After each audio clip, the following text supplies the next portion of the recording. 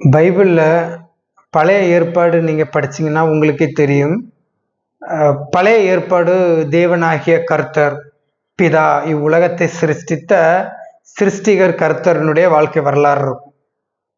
இதுவே அந்த 1200 பக்கங்கள் கடந்து நீங்கள் புதிய ஏற்பாடு வந்தீங்க அப்படின்னா அதில் மத்தேயு, மார்க்கு, லூக்கா, யோவான்னு சொல்லக்கூடிய புனித சுவிசேஷவாதிகளுடைய சுவிசேஷத்தில் இயேசு கிறிஸ்து அவருடைய குமாரன்னு இருக்கும். பழைய ஏற்பாடு தேவனாகிய கர்த்தருடைய காலகட்டம், புதிய ஏற்பாடு இயேசு கிறிஸ்துவனுடைய, அதாவது கர்த்தனுடைய பிதாவினுடைய குமாரன் அவதரிச்சதா இருக்கும். ஓகேவா? ஏன்னா கர்த்தர் ஒளியின் வடிவமாக தான் பழைய ஏற்பாட்டில் தோற்றம் அளிச்சிருப்பாரு. உடல் சரீரத்தோட புதிய ஏற்பாட்டில் மனித கூலத்திலிருந்து வாழ்ந்து காட்டும் ஒரு சாதாரண சாமாதிய ஒரு மனிதனாக உருவெடுத்திருப்பாரு இயேசு கிறிஸ்து. கர்த்தர் வேறு, இயேசு வேறு, பிதா வேறு, சுதன் வேறு.